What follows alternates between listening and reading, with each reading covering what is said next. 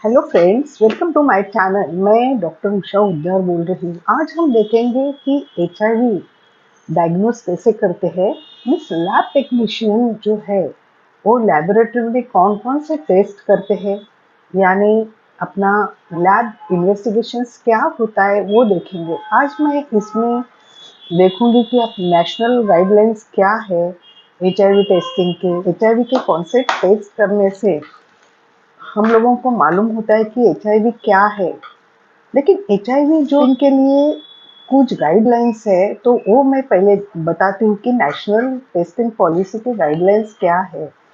तो अम, पहला गाइडलाइन ये है कि कोई भी डॉक्टर या कोई भी फ्रेंड्स हो, कोई भी हो, वो किसी को जबरदस्ती एचआईवी टेस्ट के लिए प्रवृत्त नहीं कर सकता है। वो एचआईवी टेस्टिंग ये वॉलंटरी होना चाहिए है।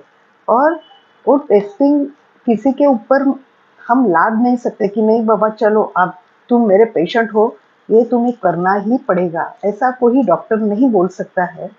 और जब कोई एम्प्लॉय में नौकरी के यहाँ जाता है, उनका मेडिकल टेस्ट होता है, तो भी कोई भी इंस्टीट्यूट या अगर जो कोई गवर्नमेंट बॉडी भी हो, वो एचआईवी टेस्ट के लिए उनको फोर्स नहीं कर सकती। ये नेशनल गाइडलाइंस है। वो जो एचआईवी टेस्ट है उसके लिए उनका सामने वाले का प्री कंसेंट लेना पड़ता है, और उनका pre test and post test counselling भी करना पड़ता है। अगर प्री टेस्ट मीन्स वो अ, क्या करते हैं, ये टेस्ट में वो कैसे टेस्ट करते हैं ये उनको बताना होता है। और अगर वो इंसान पॉजिटिव आया तो उसको पोस्ट काउंसलिंग भी करना पड़ता है, और उसको एआरटी में रजिस्टर करने के लिए बोल देते हैं।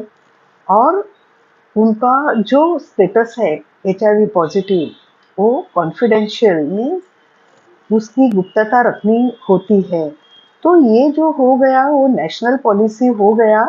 और कभी भी एक ध्यान में रखिए, कभी भी कोई आपको ये कर नहीं सकता कि नहीं बाबा आपको ये करना ही पड़ेगा, टेस्टिंग नहीं करेंगे तो ये नहीं होता है। तो अभी ये जो है गाइडलाइंस टेस्टिंग नेशनल, वो किसके लिए करते हैं, वो ऑब्जेक्टिव क्या है, उसका एम्स क्या है। तो ये तो अगर इन्फेक्शन एचआईवी का इन्फेक्शन का ब्रेक हो गया, ब्रेक थ्रू, तो वो मॉनिटर ट्रेंड्स मीन्स ये शहर में कौन सा ट्रेंड्स है ये देखने के लिए एचआईवी इन्फेक्शन का जो लैब इन्वेस्टिगेशन है वो करना पड़ता है।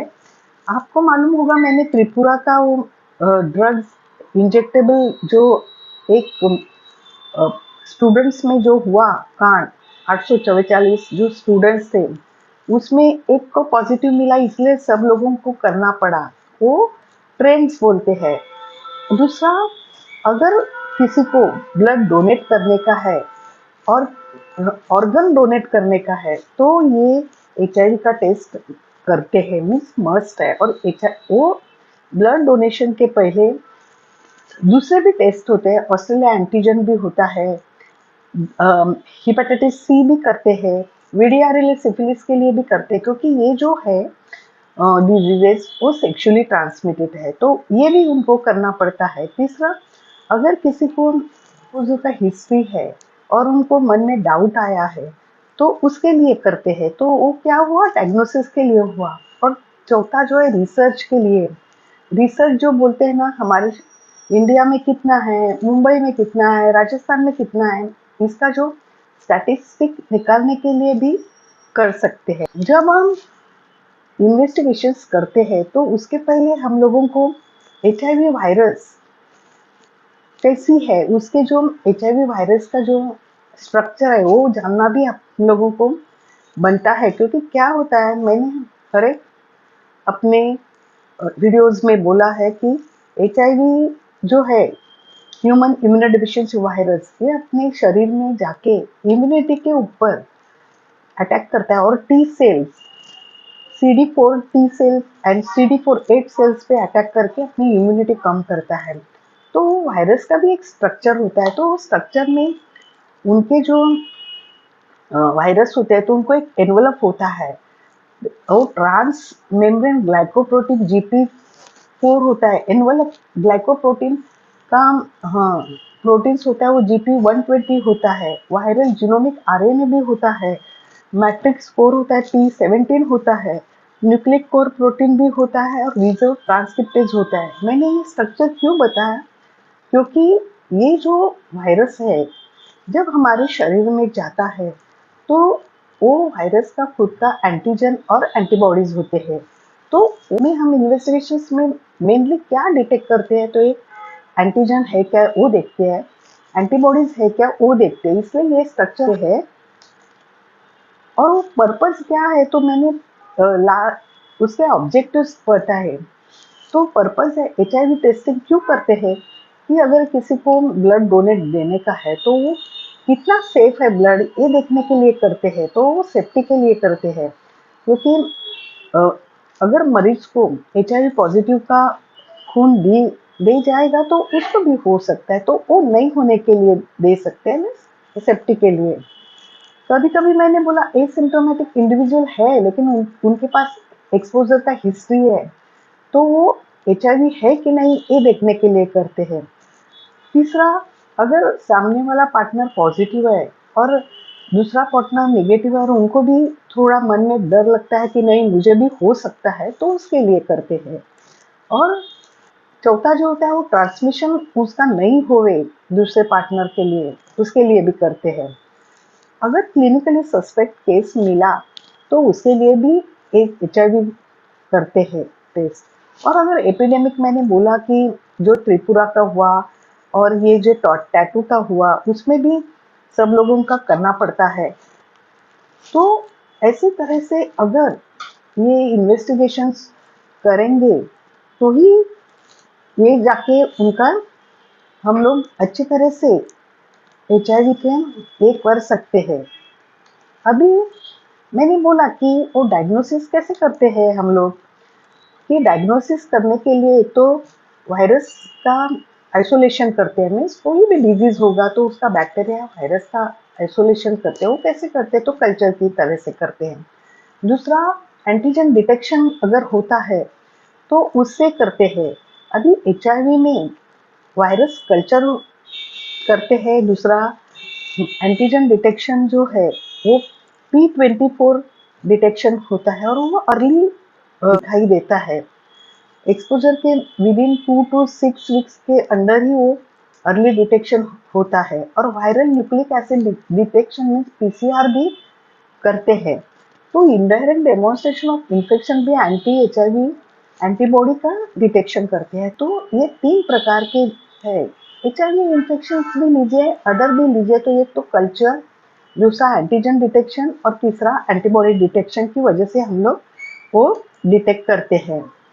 अभी ये HIV में जो स्क्रीनिंग टेस्ट होते हैं, वो स्क्रीनिंग टेस्ट किसके लिए करते हैं, तो एक अगर किसी को ब्लड डोनेशन देने का है तो तभी भी करते हैं, और किसी को ब्लड डोनेट करने वाला है उसको ब्लड की ज़रूरत है तब भी करते हैं। सर्विलेंस के लिए करते हैं।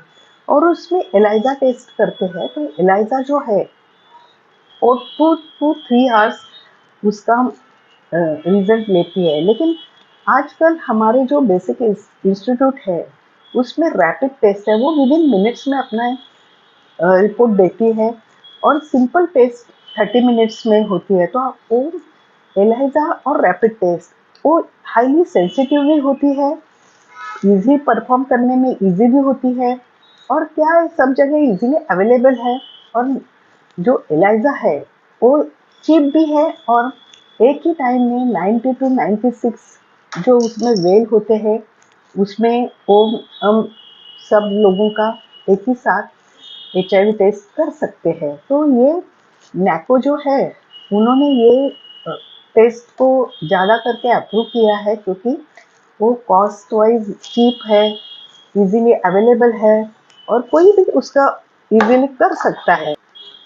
और उसमें से सप्लीमेंटल टेस्ट भी होते हैं कि वो एलाइजा भी है, उसमें एलाइजा के first generation, second generation, third generation, अभी तो फोर्थ जनरेशन भी आए हैं। और उसमें फर्स्ट, सेकंड और थर्ड जनरेशन में सिर्फ एंटीबॉडीज डिटेक्ट होते हैं और 4th जनरेशन में एंटीजन और एंटीबॉडीज भी डिटेक्ट होती है। तो ये ध्यान में रखना चाहिए। एक वेल होता है छोटे छोटे छोटे, वो 92 to 96 ये होते हैं। अब जब HIV पेशेंट के ब्लड उसमें डाले जाते हैं अलग अलग, तो जो पॉजिटिव आता है उसको कलर ये होता है, येलो होता है, लाल होता है, मीन्स वो अलग अलग मशीन के ऊपर होता है। और जो निगेटिव है वो ब्लैक रहता है। तो उससे वो समझता है और 2 to 3 आवर्स ही लगता है और जल्दी से उनके रिपोर्ट्स मिलते हैं। और उसमें एलाइजा वॉशर भी होता है, एलाइजा मशीन का। और ये बहुत सेंसिटिव टेस्ट है और अभी सब जगह वो अवेलेबल भी है। और हमेशा जब हमारे पास एक पेशेंट आता है तो हम रैपिड करते हैं। रैपिड होने के बाद हम एलाइजा के लिए आईसीटीसी में भेजते हैं। तो different type of HIV kits भी होते हैं। मैंने बोला कि जो प्रिंसिपल ऑफ एलाइजा जो है वो इनडायरेक्ट है, कॉम्पिटिटिव है, सैंडविच टेस्ट है, कैप्चर रेशियोज है। तो वो अलग अलग HIV का एलाइजा का टेस्ट होता है। और सबसे ज़्यादा रैपिड एसिड जो है वो एग्लूटिनेशन के ऊपर होता है।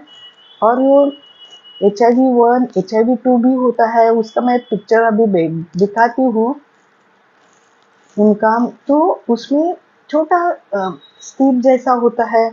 वो जब आपने देखा होगा रैपिड टेस्ट मलेरिया, डेंगू वैसे ही होता है वो। और विद इन अ मिनट उसका रिपोर्ट हम लोगों को मिलता है। तो उसमें HIV-1, HIV-2 भी दिखाई देते हैं। तो एक कंट्रोल लाइन आती है, एक टेस्ट लाइन आती है और उसके ऊपर HIV-1, HIV-2 भी लिखा हुआ होता है। बहुत अच्छा है और हमेशा और एक फिंगर प्रिक लेते हैं। आपने ग्लूकोमीटर देखा होगा, वैसे ही ये लेते हैं और उसमें सॉल्वेंट होता है वो डालते हैं। तो वो सब report with in a minute में वो तैयार होता है। और अगर आप डिफरेंट उसमें क्राइटेरिया भी होते हैं, means HIV-1, HIV-2 mix, HIV-2, तो ये पेशेंट का हम उधर डिटेक्ट कर सकते हैं। लेकिन वेस्टर्न ब्लॉट जो होता है और लाइन इम्यूनो ऐसे होता है।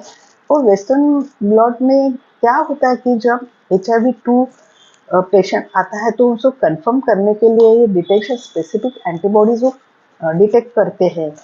और वो हो जाने के बाद ये मेन 2 टेस्ट है कि एक पहला जो इंस्टीट्यूट है उधर वो रैपिड टेस्ट करते हैं। उसमें अगर वो पॉजिटिव आया तो उसको आईसीटीसी में भेजते हैं। उधर वो वेस्टर्न ब्लॉट टेस्ट करके वो कंफर्म करते हैं। टेस्ट पोस्ट टेस्ट काउंसलिंग भी करते हैं उनका। और ये डायग्नोस्टिक टेस्ट हुए। और प्रोग्नोस्टिक टेस्ट के लिए हम तो वायरल लोड करते ही है, CD4 करते हैं, तो भी करते हैं वो टेस्ट। और आइसोलेशन मैंने बोला कल्चर वो थोड़ा महंगा होता है। लेकिन क्या होता है मेन विंडो पीरियड में हम कौन से टेस्ट करेंगे तो वो हम लोगों को जल्दी पता चले। तो नॉर्मली क्या होता है विंडो पीरियड, मैंने एक वीडियो डाला है विंडो पीरियड में। जब अपने HIV अपने शरीर में आता है तो वो आने के बाद IgM ये तैयार होता है एंटीजन। और ये एंटीजन पिकअप करने के लिए P24 ये एंटीजेनिक टेस्ट है, वो अगर आप करेंगे तो वो विंडो पीरियड में भी आपको डिटेक्ट होगा कि आप है कि नहीं। क्योंकि एंटीबॉडीज तैयार होने के लिए देर लगती है। और विंडो पीरियड्स मैंने बोला है थोड़ा अलग अलग भी होता है, आपके इम्यूनिटी के ऊपर भी होता है। तो इन्फेक्शंस, अगर आपको अर्ली इन्फेक्शंस डिटेक्ट करने का आपको हिस्ट्री ऑफ एक्सपोजर है और आप डर गए हैं कि बाबा मेरा कब हो जाएगा, तो आप P24 एंटीजन टेस्ट कर सकते हैं। वो बहुत सेंसिटिव होती है और एंटीजन IgM उसमें दिखाई देते हैं। तो आगे जाके आप जल्दी से जल्दी आपका इलाज भी चालू कर सकते हैं। तो ये मैंने विंडो पीरियड में भी बताया क्योंकि बहुत सारे यूजर्स अपने बोलते हैं कमेंट में कि मुझे डर लग रहा है। तो विंडो पीरियड में एंटीबॉडीज तो डिटेक्ट नहीं होते तो रुकना पड़ता है। उसके बाद polymerase chain reaction means PCR भी है, लेकिन वो बहुत महंगा है पीसीआर। वो लेटेस्ट मॉलिक्यूलर टेक्निक है और बहुत स्पेसिफिकली 99% है, लेकिन वो बहुत महंगा है, इसलिए वो नहीं जाते उसकी तरफ। तो व्यूअर्स, मैंने आज आपको ये सब बताया कि नेशनल पॉलिसी क्या है, वो क्यों करते हैं। आप सिर्फ दो बातें ध्यान में रखिए। विंडो पीरियड में अगर आपको हिस्ट्री ऑफ एक्सपोजर है तो आप एंटीजन P24 करिए, और अगर वो नेगेटिव आया तो थोड़ा वेट कीजिए। फिर 3 महीने के बाद अपना जो रैपिड टेस्ट एंटीबॉडी टेस्ट है, एग्लूटिनेशन, वो बाद में होता है, वो जल्दी नहीं होता है। तो अगर अर्ली डिटेक्शन आपको करने का है तो एंटीजन टेस्ट IgM करना पड़ेगा आपको। तो व्यूअर्स, मुझे लगता है कि आज के दिन मैंने आपको बहुत डिटेल में सब बोला है कि उसके ऑब्जेक्टिव क्या है, उसके कारण क्या है, क्यों HIV टेस्ट करने का है। क्योंकि हर एक को तो मैं जाके HIV करो ऐसे हम नहीं बोल सकते। अगर कोई वॉलंटरली आया कि मुझे HIV करने का मुझे डर लग रहा है तो हम कर सकते हैं। तो मुझे लगता है ये आपको अच्छा लगा होगा। अगर ये आपको अच्छा लगा तो लाइक कीजिए, शेयर कीजिए और सब्सक्राइब करना न भूलिए, ताकि आगे के आने वाले हर एक वीडियो आपके पास जल्दी आएंगे। धन्यवाद।